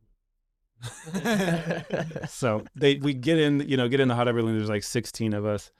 Uh, 16 of you yeah. in So, one hot air balloon. Wow. yeah. So it's like, segmented off, like a group of 4, a group of 4, a group of 4. I didn't realize they group of 4. could fit that many people. Yeah, apparently they can fit like more like 25, 30. That's a Apparently. That's an airplane. Wicker basket, yeah. Yeah. And so we take off, right? And instantly I'm like, because my whole thing going into it was like, all right, this will be good for me. Let me get out of my comfort zone. Let me try something different. Like, being scared is okay, whatever. Instant regret. As soon as we get 20 feet in the air, I'm like, dude, why the fuck am I up here right now? This tall dude that's talking shit on the basketball court, he'll be fine. Oh, yeah. Get me down. Yeah, I got humbled real quick. So they tell us, like, I was like, all right, how long am I going to be up in this thing? And they're like, an hour. We'll be back on the ground in an hour. I was like, fine, I can do an hour. And they have a timer on the thing. So, of course, as soon as we take off, I'm just locked in. In the corner, just. Oh, yeah, exactly. They're all like looking at the signs, like, oh, look at this castle. And I'm like, dude, like, So it has 20 minutes. And I'm like, all right, we've been out 20 minutes, so we should probably start circling back, 20 minutes back, 20 minutes down. Like, let's get the fuck out of here. The wind does not cooperate. So we were up there for an hour and 45 minutes, get blown way off course, and end up kind of like crash landing in this just random ass field. Oh, my God. Needless to say, that is the first and last time you will ever catch me on a hot air balloon. Ever. They don't have steering wheels, right? No. Like, dude, you'll land in a damn Wendy's parking lot. Dude, Yeah. You're just at the mercy Oh, yeah. of That's- anything. That's what I was saying. Like going up, I was telling people, I was like, dude, because they got that one guy in the middle that's, blowing the thing up. And I was like, dude, what if this guy passes out? Like, what if this guy, has a stroke or something? Like, we are all fucked right now. So I'm like, dude, do I need to jump on a YouTube? Like, how to control a hot air balloon? Like, down. So, yeah, that was a terrifying experience. Never again. Be like the Sully Sullenberger of hot air balloons. Exactly. Well, jumping back into basketball, now that you've helped shaped, because in the past 10, 15 years, you've helped shape the culture of Half Moon Bay basketball. And you came out with a hashtag that is hashtag put HMB on the map. Yeah. I mean, it's a hashtag, but it's also just a saying that means a lot to me. And I know it means a lot to you because you came up with it. I just want to know what that means to you. How that looks. Yeah. So for me, because I'll never forget that first year that we took over the program. Again, they had won 3 games prior, 2 years combined. And I'll never forget this. We were playing Menlo. So we're playing Menlo at their place. Our JV is playing before, and I'm sitting in the crowd with my dad. And I remember there was these 2 Menlo fans talking, and they're like, who do we play today? And they're like, oh, we play Half Moon Bay. And I remember the lady was like, Half Moon Bay, man, that's a waste of time. Why are we playing those guys? And so that thought, that chip on my shoulder, that has never left me, and that will never leave me. Just that way they dismissed, Half Moon Bay basketball. And like you said, we've been very, very fortunate, and someone can fact check me, but I think over the last 10, 15 years, we've been the most successful Division IV public school in the state of California the last 10, 15 years. And that's due to a tremendous amount of hard work, but I'll never forget that. I'll never forget. And I know how much work it takes, each year to kind of have the success that we've had. We've won, countless league championships. We won CCS, we won NorCal, we played in state and all that. And I think a lot of people in the community might not realize that, they just assume we're going to be good, just like, oh, they just assume. But I know how much time and effort goes into that. And I won't let my players forget that. I remember 2 years ago, we won a tournament, an opening tournament versus a really good team. This team I thought was going to beat us by 20. We beat them by 30. So it's like, my team's all jacked up and excited. And we get to the next practice, and they're thinking like, oh, my shit doesn't stink. Like, I'm good to go. Like, da-da-da-da. And I remember just completely ripping them and having that conversation. Like, you guys don't understand. Like, I was this thing from the bottom, and I will never forget, how those people looked and talked about Half Moon Bay and all the shit that they talked.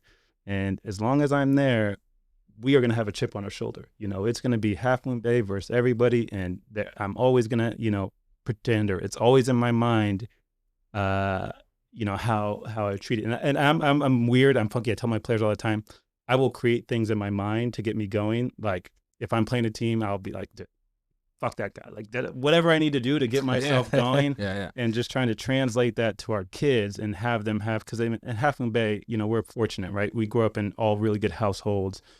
all nice kids, all nice parents and all that, but you can't be nice, between the lines. Like between the lines, it's fucking on. Yeah. So trying to kind of convey that message to our players of, yes, you can be nice and you should do all this, but hey, when it's in between the lines, like it's fucking go time. Like you got to play with a chip on your shoulder. So as long as I'm coaching that, I'm pretty confident we'll never leave. I don't know how long I will coach, but as long as I coach, I'm going to have that chip on my shoulder. Like, nah, I remember how all you motherfuckers looked at me after all that shit that you guys talked. I remember all that shit, and it's on. It's on. It's Half Moon Bay versus everybody.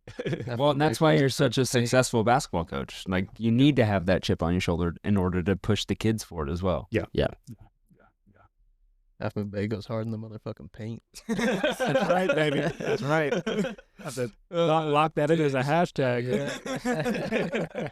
Fuck Menlo. Exactly. And I mean, we already touched on it briefly earlier, but I mean, Coastside Basketball has always been community oriented, and I think you made it pretty clear with, like, essentially you're not in it for the money, that you have kind of like a pay what you can scale, and like, how important is that to you? Yeah, that's extremely important to me. Again, I'm fortunate enough where I don't need to rely on it as my main source of income. So I completely understand that there's a lot of programs that aren't built that way. But for me, it's always been Half Moon Bay first. And yes, it's always been hey, here's a price. I always kind of say, okay, what's the price of Over the Hill? Let me charge like 50% less than that. And then it's always a pay what you can model.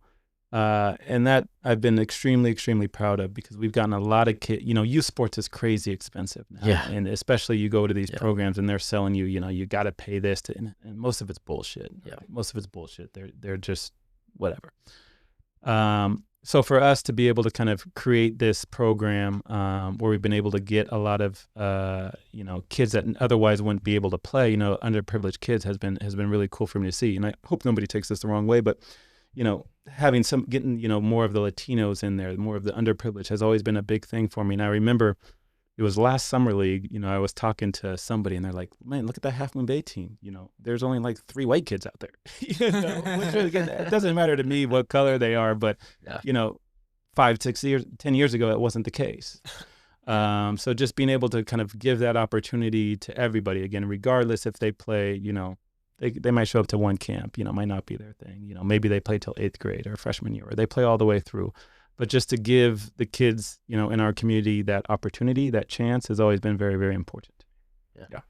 Well, getting to work with those kids, if you had a couple minutes to spend, like say you had 2 minutes at the end of high school to tell these seniors like a little bit of financial advice, what would you tell them if you had just a couple minutes of valuable time with them? Yeah, from a financial standpoint, I would tell them, learn to save, just learn to save, again, maybe you're going to start with $10 a month, and then it's 20, and then it's 30, and then it's 40, but just learning how to save, I think, is extremely important. Keeping yourself out of debt, pointless debt, again, spending to spend, trying to keep up with the Joneses, or, really, because even me, again, I'm in a decent spot financially, but still, if I look at a menu, I'm looking at the cost, do I need that? I'm good with the water. Yeah. Or, hey, I still shop I tell the kids all the time, I shop at Ross and Walmart. They're still my friends. They should still be your friends as well. You don't need the fancy stuff, and, learning what an appreciating asset is versus a depreciating asset. I had a lot of friends in college that I got out of college and, I drove my same car to the ground. They got a new car and all that. But I was like, let me stick all my money, in a house. That's an appreciating asset. Let me get my money in my 401k. So just really being smart with your money and thinking about the long term, I think, is important. Cool. Yeah. It's good advice. Yeah. Hopefully definitely. everyone listens. Yeah. Yeah. I don't know. Yeah. I mean, I wish I knew that, like we said earlier, when I was younger. Definitely. Be ahead of where I am now. But yeah. Well, with so much success in your life to this point, I know you're going to have a lot more success in the future. But what still drives you today? What, like that chip on your shoulder, what's still getting you fired up?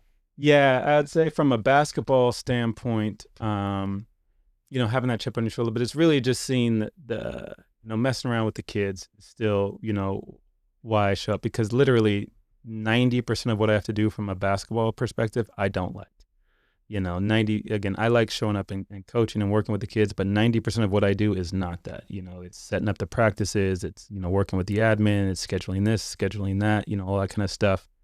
And there's, multiple times, probably 4 or 5 times a year, I'll look in the mirror like, why the fuck am I doing this? Like, why would I have this level of stress for something like this? But then, you go to a camp and you start, I still, one of my favorite things is just going to play, with the little kids, the second and third graders. They need an extra one. I'm out there playing with, moving the ball and throwing it between their legs and all that kind of stuff. And just knowing the impact that you can have on kids, like yourself, like a number of other players that I've coached with or coached, having them kind of, connect after and saying, hey, I still remember this. I still remember this life lesson that you told me. And it sounds really kind of corny, but being able to kind of give people those life lessons, all the different things that you learn on the court. Because I say I love sports because you can't get straight A's, right? You go to school, you can get straight A's and all that, but if you play sports, you're going to fail. At some point, you're going to fail, and you're going to have to look at yourself in the mirror, dust yourself off, and kind of figure it out. So like that life lesson, or my other favorite one is, don't feel sorry. I always feel like feeling sorry for yourself is one of the most useless emotions in the world. Feeling sorry for yourself, and it's like, at the end of the day, everyone's got shit. Everyone's got shit that they got to deal with. Everyone's going to have a bad day and all that. But you got to be your biggest cheerleader. You got to pick yourself up. You got to kind of do all those things. So really just, having an impact for those kids, business-wise, it's really just trying to help people, help clients. Again, I got a tremendous staff. So trying to grow in the right way to help, support them, because I do feel responsible, for their livelihoods as well. So it's a lot, but, I like staying busy. So it is what it is. Yeah. That's a good positive mindset to have too. Yeah, I like that. And then 5 to 10 years from now, where do you see yourself? That's a good question. Hot air balloon? That I can guarantee not. That I can guarantee you I will not be in a hot air balloon.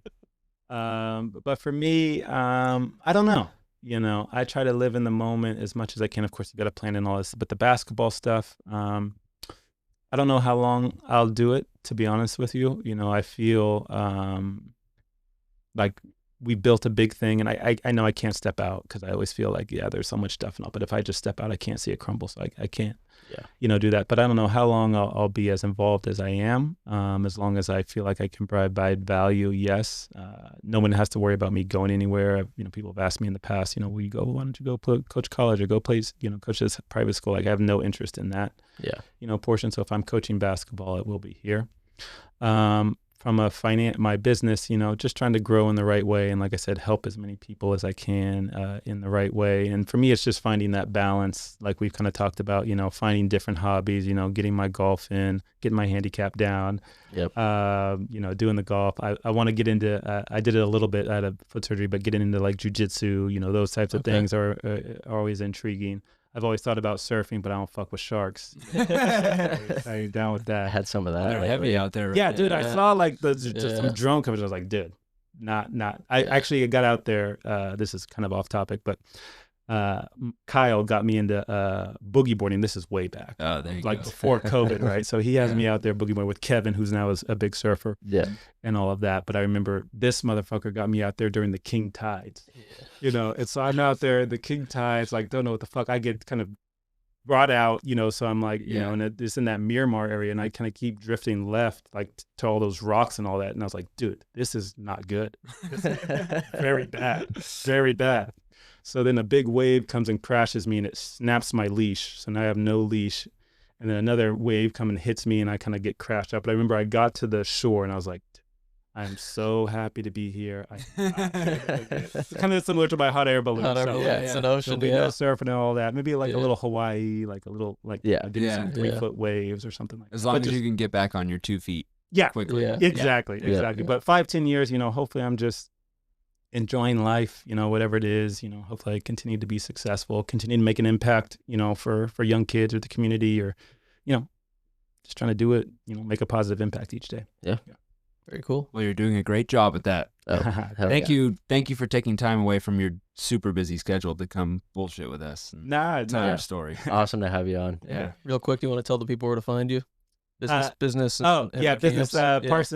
Parsons Wealth Management. Been there for a long time. I'm not a big social media person, but at Coastside Basketball is my kind of Instagram there. We got some summer camps and all that stuff. So little kids that are interested in playing basketball, hit us up. There we go. Awesome. Hashtag put HMB on the map. That's right. That's right. Hashtag Or big hashtag motherfucking paint. Exactly. So no, I appreciate you guys. Thanks for having me. We're gonna have to get a golf round out there soon. Absolutely. Let's do it. For sure. Yeah. Yeah, Thanks, John. looking forward to Cool. that. Hit it. There's a dinosaur on my hat, so if you aren't watching on YouTube, you won't see it, but it's a Sinclair oil. I got this on a golf trip with you guys. Nice. Where did you get that? From the gas station. It's just a hat. That's It's just got a dinosaur. I like dinosaurs, Well, so. We're back. Besides the dinosaur part, we're back for our little episode recap. What a positive mindset we got Ian out of loves John. his dinosaur. Dinosaurs and frogs. Yeah. John, just what a guy. Yeah. I mean, Yeah. he's incredibly nice, so well spoken, and I mean, he made our job easier for us. He would like, because our guests know the questions before they come on here. We send them to them, and he didn't like, I don't know, keep going on some Yeah, he didn't, like, questions when he preface knew it, it would like kind of screw up another question that we had. Yeah, he didn't lead us into failure or having to skip a question because he's already answered it. He knew the extent to go into each question, which is super helpful. Yeah. We got some good stories out of him, too. He loves hot air balloons and sharks. Yeah. Yeah. So Yeah. we know now. Yeah. Well, I mean, just anybody who can have John Parsons in their corner in life is just so fortunate. Because, I mean, I don't know, I would be shit out of luck if I didn't have a call with him after high school, let alone have him as my basketball coach in some transformative years in my life through middle school, but also through high school. But even after high school, when financial literacy is becoming a big thing and you need to learn how to save and invest your money to be successful in the future, like, I didn't know any of that. It really should be a required class, like in high school leaving. Yeah. You really should have to know at least the basics of financial literacy, how to save, like John was saying. So many people get into credit card debt as soon as they get out of school. Well, it does sound like he has a passion for that side of the finance business, where he does have a passion for like teaching it, and he does go to the local schools and tries to push that, which is awesome, because if he didn't do it, nobody else would. Yeah, it's also really funny to hear him talk about like when he started all this stuff, because I'm thinking about it, I'm like, oh my God, wait, you started that when it was with like our class. Yeah. And he was remember also him- young, too. Yeah, dude, I was like like- straight out of college, basically, damn near. Yeah, It's I like- remember him coming into classes to do the talks our senior year, like the financial talk. Yeah. I remember that. I remember him staying after class and telling us, the basketball and football guys, like, hey, when you're ready, like, give me a call, shoot me a text, do however you can get a hold of me, like, just do this and I'll help you in that sense. And it's like, yeah, when I had my call with him, I'm like, do I owe you anything, John? He's like, no, dude, just Just pay it Like, forward. Yeah. And taking over for like taking on Preston and Tamia, like when he would have basically been like a 15-year-old dad if he like if those were his kids. Oh, like, yeah, I see what you're saying. you I was know, he like- was 29. No, I know he was Yeah. 29, but Tamia was like 15. He Yeah, would have yeah. been like a young parent going through, and taking on all that and Yeah. kind of not skipping a beat is pretty incredible. I mean, I'm 29. I cannot imagine right now just having to take care of a 15 in a Yeah. kindergartner. Like it's Yeah. it's a lot. No, I'd love to talk to him a little bit more about the testing stages with probably each kid, because when he was talking about specifically Preston, but I'm sure there was times with Tamia too, when he had to kind of, be like, hey, no, like we need to do it this way. And they were kind of butting heads. But it'd be funny to hear those stories, because we'll get some I of have that. a- transitions. I have a good one where, I don't know, it's probably, I don't know, it wasn't one of the most embarrassing things that happened to me in high school. It wasn't that embarrassing, like it happened, whatever. Dante Lucido pantsed me, like, dude, ripped him down, underwear came Oh down yeah, too. Dude, the same right- thing happened to me. right in front of Tamia. God, I don't know. And We who don't else need was any there? more Like names. McKenna yet. and just a couple other people. And Poor ladies. yeah, sorry, Tamia. Yeah. No, dude, that happens. The same thing happened to me. It was like freshman year. We're in the gym, dude. I was the first one in there, and I was like stretching, getting ready to run, dude. And it was like one side was boys, and the other side was like the girls' teacher. So all the girls were in like that cat and cow position. So they're all doing like the thing where you arch your back and you look straight forward at whatever's in front of you. And I just got pantsed, dude. Like boxers and all. And I was just like, well, Changing schools. Yeah. Not going to college. That's the end of my legacy here, dude. So anyone that remembers that, please don't. Well, back to John. Yeah, no, I'm so happy that we were able to get him on here and just be the platform to tell his story, because he does have such an interesting story, and he's so well spoken, and he's such a good character, and he just carries himself so well. And I will never complain about being busy again in my entire life. Yeah, he has so much going on. Yeah, like it also like that comment just kind of goes back to what he's creating for these kids by having this AAU program, is getting them out of that Half Moon Bay bubble and showing them that there's always someone badder. Yeah. And when I say badder, I mean like whether you're Ian thinking you're really busy, like John's fucking busier. Yep. If you're, I don't know, if you're a big wave surfer, there's always somebody surfing a bigger wave or holding their breath longer. Like, I don't know. There's always somebody, and it's motivating to think about things like that because it just keeps you going. Yeah. Yeah. Oh, such a cool guest. Yep. Can't wait to excited. go golf with him. Yeah, excited to catch around. Yeah, we got to follow through with that. Yeah. Yeah. I'll hit him up. I'll get it. He's gonna smoke us. Like the three of us could probably play together. We should bring Willie. No, that's five. But if I think the three of us could play him, and he'd probably still smoke us. He's tall. He's athletic. Yeah. Like there's no teams unless it's 3-on-1. And we're gonna be just talking shit, going hard in the paint.